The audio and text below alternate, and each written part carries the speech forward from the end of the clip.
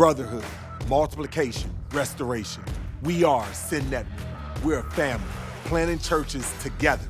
Join us as we hear from leaders of this movement from across North America and discover what it really takes to plant churches everywhere for everyone.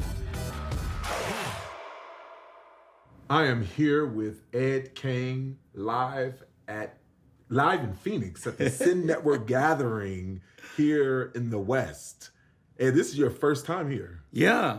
In California, we just think California is the West. Yeah, that's interesting because I thought it was, Pacific Standard Time, but it's actually Mountain. Yeah. So we were both off geographically. Yeah. But, it's good.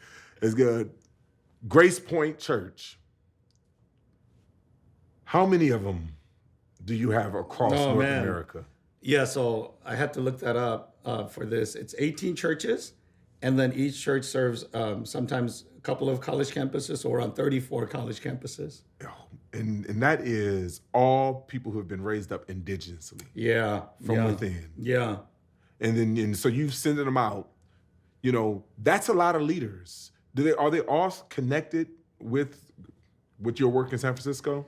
Yeah, still, I think mostly they have so far still originated from our Berkeley church, but then out of our earlier church plants, they're now starting to send out leaders. Okay. So I think So you're a granddaddy. Yeah. Oh, yeah. I think the Austin church, the Riverside church, so that second generation is starting to happen. Okay. Yeah. Well, that's awesome. Yeah. That's awesome. So have you always just had that vision, that dream to do that? How did that come about? I think actually this is a topic that's close to my heart because people think like, wow, you must have really had a vision for church planting or, a heart for the lost. And I think that's all true. But really when it comes down to it, it's this sense of I'm raising up guys who, like you preach the gospel, they become Christian, you raise them up, and then what's next? Yeah. And everybody needs a path, otherwise called a dead end, right? So what's next? And I got to a point where I realized, I think it was in my late 30s, I was in that stage, you're testing your strength and what you can do. And then I looked at all these guys and I was the bottleneck. I was the ceiling. Mm-hmm. And what's next for you isn't that you're just going to be under me, and what's next for you isn't that because you have all this capacity, you're going to build your career. And so because of my heart for the first generation of guys I was raising, I said, no, what's next for you is you're going to duplicate, what I went through. But as long as I'm around, you're not going to get to do that. Yeah. And so that was what it was. It was very person-centric. It was that guy, and I wanted to see them out there sort of, stretching their wings and doing the scary thing of planting churches. And so I think if I really kind of dug down to the core, for me, it was that personal regarding what I wanted to see happen in their lives. That's what I love about you. I mean, one is the passion that you have for raising up from within. The people is just kind of having the desire to see what's best for the people. And so that's one. The second one is this idea of not wanting to cap them, wanting to get off. Every time I'm talking to you, it seems like, oh, I need to get out their way. I'm the one who's slowing them down. And it's you're awesome. You're not slowing them down, but that's what you have to do. When you talk about leading leaders, that is the heart that you have, I think, is critical to do it. Do you think that's something that's just kind of natural to you, or is it something that you have cultivated over the years? I think for me, it's a combination of just strategic thinking and kind of personal. I'm just kind of shy about me being some big leader, and I really think that if guys are going to grow at the rate that they should be growing, I need to be growing way faster. Mm-hmm. There's just something about, we experienced this with our youth kids, they're slow to move and always griping about this or that. And then they go to Cambodia and they're preaching and they're doing awesome things because all the teachers are gone. And it's like maybe one chaperone out there, and so as long as, and maybe it's an Asian culture thing, as long as there's somebody in authority in the room, I think just that fact has a subtle shrinking effect on them. But it's not about it's not the simplistic thing of me getting out of the way, because I think that's easy to say, and I think it's harder. Is what I try to do is get really busy clearing the forest. Okay. It's a sense that we're this little farm, and we're surrounded by forests, and I need to clear the forest so that people can see further, and so it's sort of creating an environment in which leaders can just emerge. Yeah. And I don't think I've ever said, like, okay, I've got my eyes on that guy, like, oh, he's got leadership potential. I think that's fraught with subjectivity, and you're likely to miss that. And I think what's really the best scenario is you create an environment in which guys will get multiple reps trying to, because in college ministry, this is simpler because every fall, like 1/4 of the campus arrives, and we send these guys out there. It's sort of like a church planting experience, within our own church. They go out to campus and they have a team, and they motivate the team and execute on ministry plans to grab, hopefully unchurched freshman guys and get them engaged, get them saved, get them raised up in 4 years. And so if I create an environment where a lot of that can happen, then some of those guys are going to say, I want to do this for the rest of my life, and they'll have fruit, and they'll have a track record. So as you have been getting into church planning, what does it look like for you as a leader to clear the forest or create an environment for leaders? What are some practical things or some principles that you use to kind of with that mentality? Well, again, I just feel like I'm just so spoiled being in this beautiful niche of collegiate church planting that I frankly think that everybody should get in on. But it's easy because it's about, it's about being in a huge school. Right, but there's lots of people who are doing college ministry that are not doing the type and seeing the type of reproduction that you see. So there is a level of what you said, that you're clearing the forest, you're creating that environment. So like, what are those things that you're doing specifically to clear the forest? I think, so I suppose a collegiate ministry too can be led in a like top leader genius with assistants model. What I've tried really hard to do is I think I was in my late 30s when I stopped teaching college students. Even though I felt like I was at the peak of my game, I said, no, I'm not going to do that. I'm going to break it up. And so just keep breaking up so it doesn't become a multi-layered pyramid. I don't want that for myself, leading in that kind of institutional way, so that they keep getting the reps of doing something like reaching out to some guy around the dining hall or a basketball court, and then bringing them. And when they do the ministry like that, either as upperclassmen in college, or in our case, a lot of times just a few years out of college, and they go back into the campus and they do this, then I think they just have this notion that, like, I want to be doing this. And then we sort of reach sort of a saturation point at a particular campus, and we'll identify the next campus. Like, let's go there. So far for us, it's been large public schools. Okay. And so let's go there, and we take scouting trips, and once they get on and they meet students, they're like, okay, I want to come here. And then there's a language within our church of, hey, none of us should be here in 5 years. We should be out there planting churches. So you're literally going out, instead of, you said earlier, you're not necessarily looking for, oh, that's a leader or that's a leader, because that's subjective, but there is a kind of a mission that you're going out. Where's our next plant? Where's our next place? And you're clearing it in that way. Yeah. You're creating opportunities for people, for God to call more to go to the field, and you're kind of saturating it back at home base. All right. I love that. And so, and what else, the other thing that you stated in there that I love was, you said you were at the top of your game in the late 30s, the top of your game, but while you were at the top of your game, you're like, I still need to clear the way. I need to step down and provide other opportunities. Yeah. What did you move to? I mean, do you go somewhere else? What do you do instead of Well, that? in our particular case at that time, in our main ministry, flagship ministry at Berkeley, our main sort of large group, like point of entry, was what we call the Friday night Bible study. The Bible study was in the middle, there was dinner, and there was fun activity afterwards, and we'd drag them through the Bible study so they attend the fun activity. And that was a winning formula for a while. And so that was, I think, the most critical teaching slot. Yeah. And I broke it up into two, and two guys teach, and I just did the Sunday. Okay. So I was still teaching. I think my biggest teaching is just to the staff. Okay. And by staff, I mean lay staff, because we don't have a whole lot of paid staff. But yeah, those are the guys that I usually teach.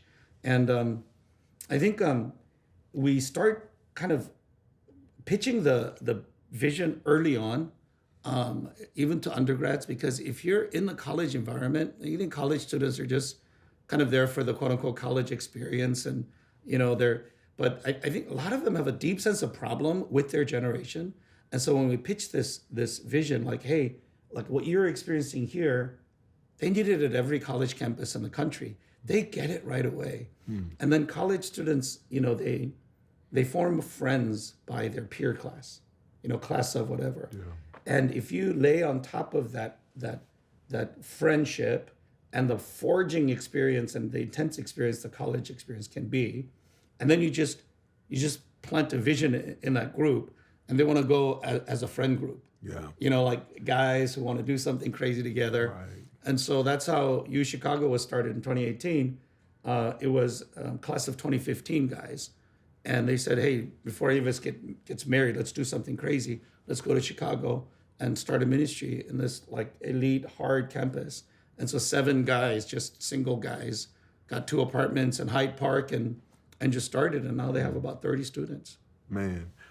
So you talk about in Chicago, and you're in lots of other places, Rutgers, you're in other places, and 18, is it a one size fit all? Like when you're talking about leading these leaders, is it like you spend equal amount of time at each one of these places, equal amount of time with each one of these leaders? I know that there have to be some leaders that require more time and some less time. How do you differentiate between that, and how do you kind of divide up your time in leading so many different leaders? Oh man, I'm not very systematic at all.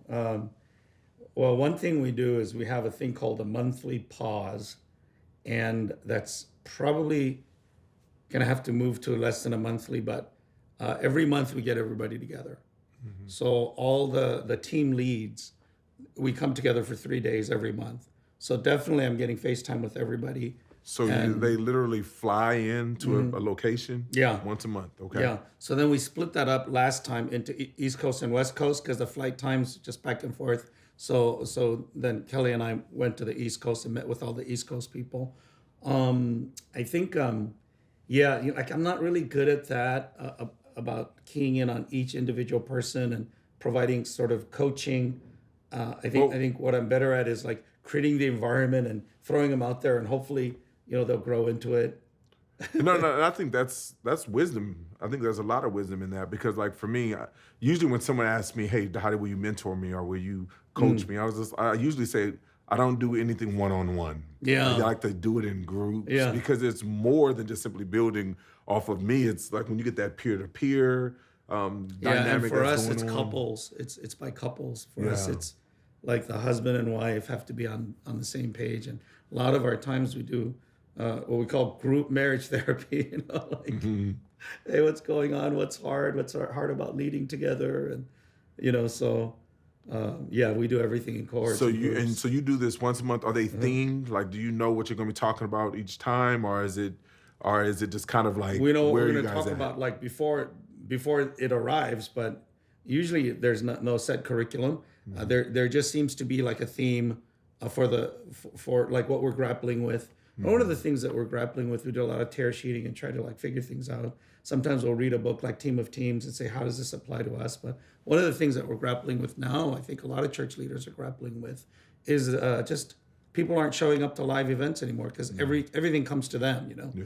And so the same methods yielding poorer results. And so how can we kind of, regroup and retool So, and their social anxiety, so they don't like large, noisy groups. And so our attractional model needs to be kind of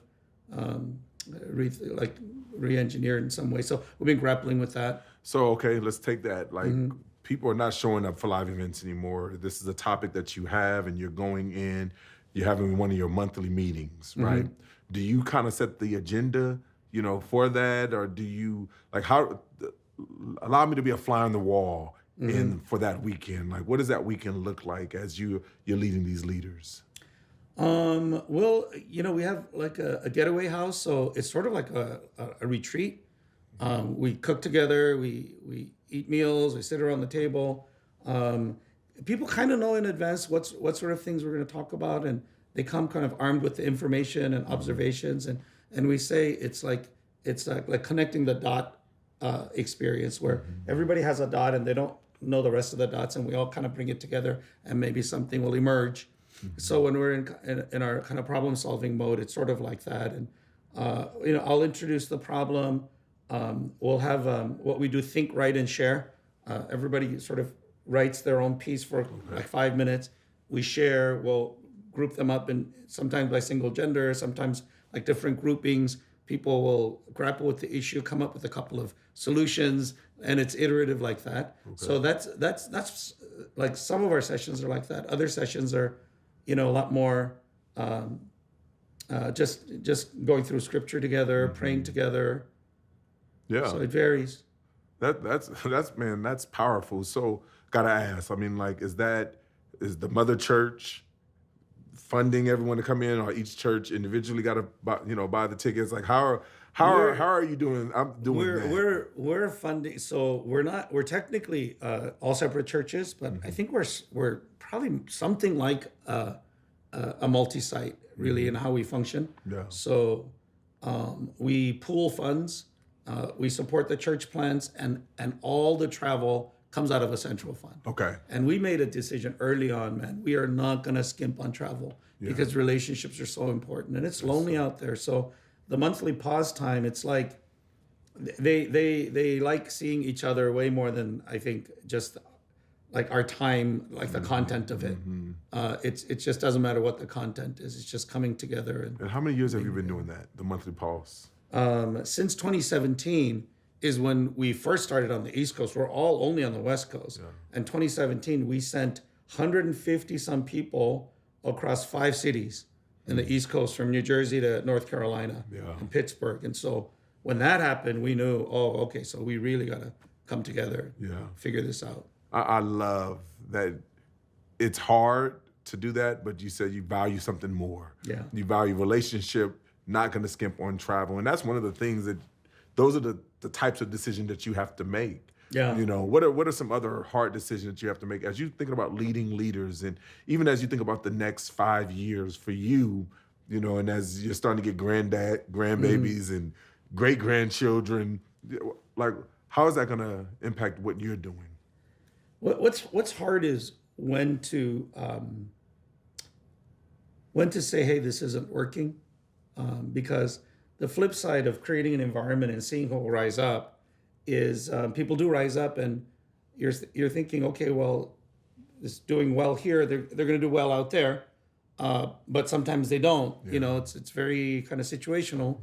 And so when do I say that, like, hey, I think you should step down from that role, and we want to make that as painless and as like loving as possible, and find a role for them that's going to be very significant, and to take the sting of shame out of that as well. I think that's really hard. On the other hand, I don't want to like be too selective and so elitist, because we have a mismatch in the rate of people who are willing to go, but they're troopers, and then the people who can lead that team. And so then we err on the side of like, okay, these guys want to go, like, you've experienced, you have a relationship with these guys, why don't you try to lead them? We err on that side, because otherwise things get backed up. And there's a certain rate at which this has to happen. Otherwise, when things get backed up, then people start to lose the vision. Yeah. You know? Final question is real quick. I just want to know your life next 5 years. What do you see as you continue to lead leaders? What do you see your role morphing to? So right now, Berkeley, the mothership is big, and I need to start thinking about succession before other people think about succession, before I start slurring my words, Mm-hmm. So I think next 5 years, we're going to have to leave Berkeley for somewhere else. And we're going to have to set up like a Jedi Council somewhere else and modularize Berkeley. Okay. So that's my big challenge. Yeah. I think our system is over-dependent on Berkeley. Berkeley's over-dependent on me at Kelly. So then to break that down and make a smooth transition to what's next. Yeah. And what's next is a little vague. It's not that clear. Otherwise, we'd be making steps to get there. So that's what we got to figure out. Man. Yeah. Well, there's always a place for you in Atlanta. There's a couple of colleges there, a couple of places. Oh, so man. Yeah, Georgia there's Tech. always a home. Georgia there's Tech, always a home every for you. UGA. Yeah. So, Oh, yeah. We got our sights set on those. Well, Ed, man, I really appreciate you. Thank you for sharing this. I mean, leading leaders is something that you do, and just your humility is just, it blows me out every time. So thank you. It's been a pleasure. Thanks, Dhati. You have been listening to We Are Sin Network, a resource of the North American Mission Board. For more information about today's podcast and other relevant resources, visit sendnetwork.com.